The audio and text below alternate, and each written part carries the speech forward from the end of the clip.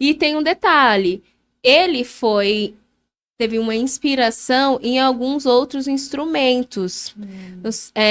O steel pan, que é aquele instrumento que geralmente é utilizado muito para utilizar sonoridades caribenhas e tudo mais. Uma frase musical muito famosa utilizada nesse instrumento é aquele da Pequena Sereia, sabe? É um steel pan. Só que o steel pan, ele é uma bacia e tocado com baqueta. Você consegue colocar aí, Thales? O steel pan? Pra gente ver, pra gente ver que eu não lembro qual que é. Tô tentando... Ele é côncavo, né? Ele foi criado na África, Isso, exatamente. Então o handpan, ele é inspirado nesse também. É inspirado no steel pan. O steel pan, ele é anterior ao handpan. Só Deixa eu que... ver qual que é, porque eu não tô conseguindo visualizar. Eu tô imaginando um outro, não sei se é... Talvez você imaginou o tanque drum. Talvez. Foi, Tong Drum. Tong Drum. O pessoal pensa que é uma bacia, assim, Qual que é o sabe? nome? Steel pan. Steel pan. E na Moringa também, né? Sim, exatamente. Então chegou um percussionista e teve uma febre uma época lá na Suíça dessa sonoridade. Então esse casal, eles construíam, se eu não me engano, eles construíam o steel pan. E chegou um percussionista que ele achava o som muito legal, mas ele não se considerava bom nas baquetas, mas ele se considerava bom com os dedos. Aí, ó, steel pan. É até parecido. Esse é o o material pan. é o mesmo. Isso. Então eles faziam geralmente com latas de mesmo. óleo, né? E... É esse aqui? Isso.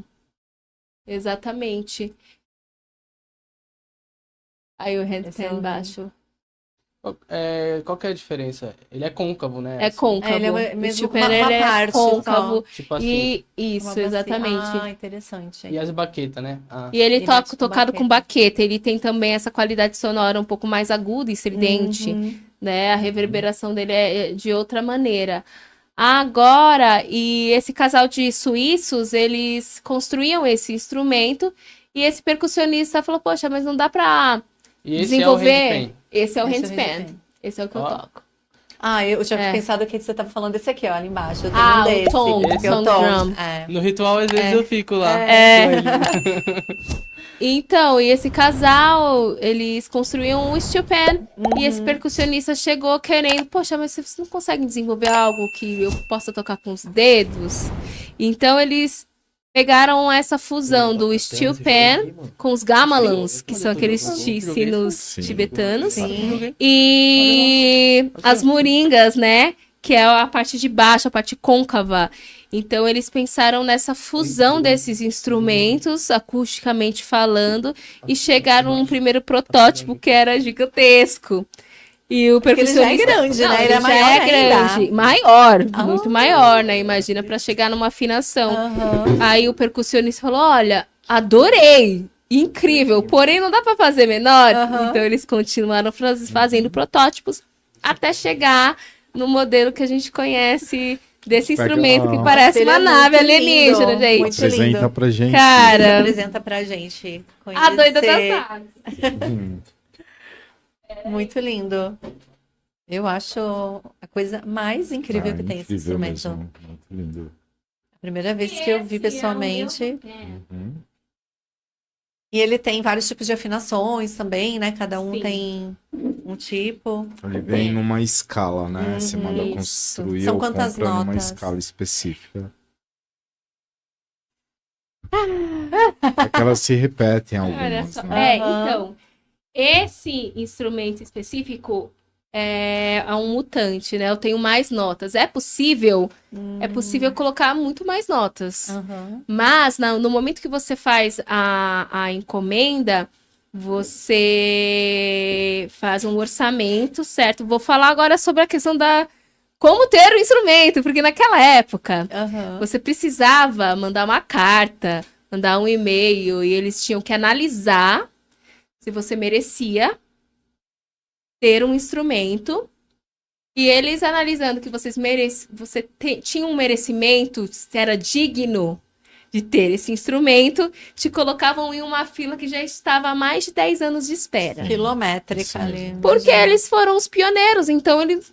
Como que eu vou dar conta da demanda de um monte de pessoas No mundo enlouquecidas inteiro. atrás do instrumento, né? Então tinha essa questão. E ele é feito de forma artesanal? Totalmente artesanal. É claro que hoje a China China, sabe desenvolver qualquer maquinário para fazer qualquer coisa, mas nenhum instrumento que eu conheci ou que eu escutei em relação à sonoridade, construção, consegue se aproximar de qualquer instrumento feito por qualquer maker do mundo, não importa o nível, se for um maker iniciante, enfim, por conta dessa força humana, dessa determinação de sentar e trazer realmente esse instrumento pra gente.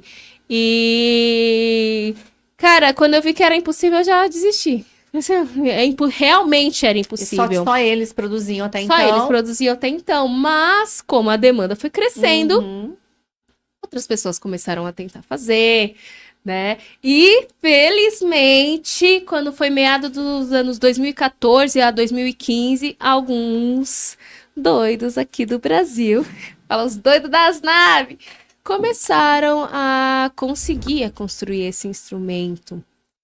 Só que é um instrumento feito totalmente artesanal e utiliza como construção o aço. Então, só as chapas de aço, elas têm um valor de investimento Sim. mais elevado, né? O aço, ele tá sempre ligado à questão do dólar e afins. Entra a sabedoria de conseguir construir esse instrumento. Não é um instrumento que você faz um tempo curto. Ele necessita de um tempo. Cada nota, ela é um shape. O cara depois vai lá, ou a mana, porque tem uma mana italiana que faz também. gente pensa Feito assim. no martelo. Exatamente. Ah, Eles na Chapolin, na afinam. verdade. Nossa. E aí até encontrar a afinação. Eles afinam. Mó trampo. Claro que a matemática da própria nota, ela já vai ter uma próximo. matemática específica para soar aquela nota.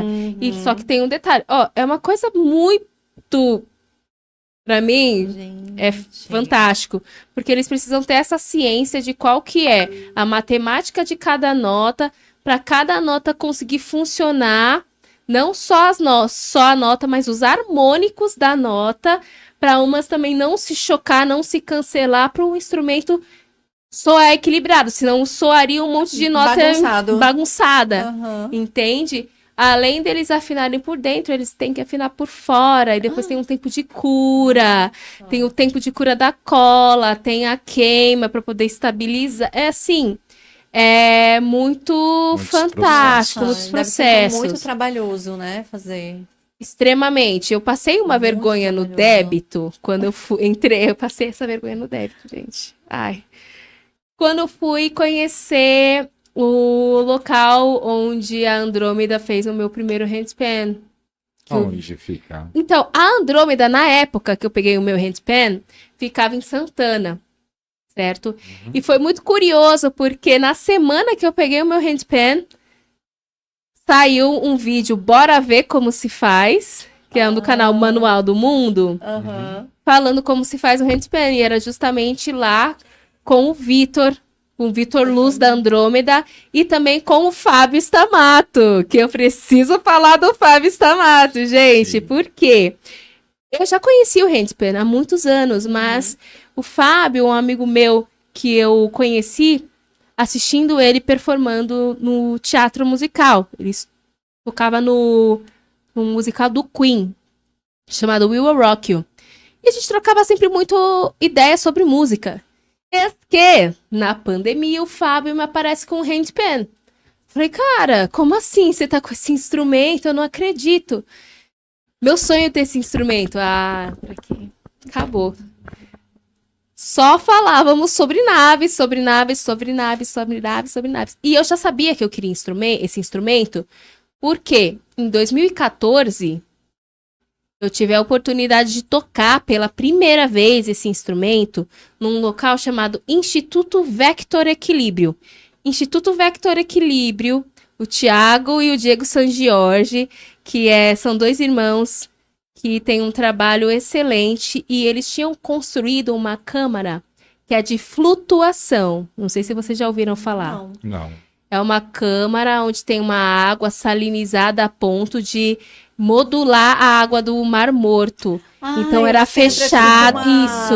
É um Não negócio afunda. meio futurista, assim, que você entra, Exatamente, não é? E isso. não afunda. Exatamente. Eu vi. E eu levei a minha avó e a minha mãe de presente de Dia dos Pais para minha avó e para minha mãe. Uma flutuação para cada uma. Só que chegou lá nesse instituto, tava rolando uma exposição de tigelas tibetanas. Tipo assim, tinha mais de 30, 40 tigelas tibetanas. E eu olho no meio, um handpan. Eu cheguei, eu falei assim, Thiago, humildemente, já cheguei assim, eu posso tocar aquele instrumento? O sonho da minha vida é tocar aquele instrumento. Ele, claro! E as flutuações, elas levavam 1 hora, então eu fiquei, tipo, 2 horas tocando instrumento. Eu tenho vídeo disso. Eu tocando, falando, eu preciso tocar, eu preciso de um instrumento desse, eu preciso de um instrumento desse. Esse instrumento era um instrumento do Kim Richelli. O Kim Richelli, eu acredito que foi um dos pioneiros a ter um handpan aqui também no Brasil. E ele não era um handpan feito pelos makers aqui brasileiros. Mas aí eu fiquei sabendo que já tinha algumas pessoas começando a fazer um instrumento no Brasil. Mas para minha realidade... O processo, o Igor Bambu Metal, Então... a gente fazia flautas de bambu juntos. Ai, né? que legal. Há muitos anos atrás. E ele estava na pesquisa de fazer o handpan. Até uma amiga em comum nossa, esqueci o nome dela,